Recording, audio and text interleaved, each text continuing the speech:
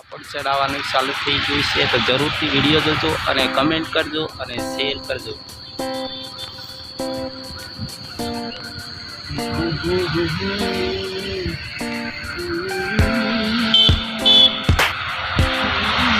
Hello દોસ્તો, ભાદરવી પૂનમના દોતાથી અંબાજી જેવો સરદાર પટેલ કેમ્પ તૈયાર થઈ રહ્યો છે. તો બધા કમેન્ટ કરજો અને શેર કરજો અને વિડીયો આગળ મોકલવાની જરૂર ના ભૂલતા. જય જય અંબે લખતા રહેજો કમેન્ટમાં અને જય જય અંબે બોલતા રહેજો.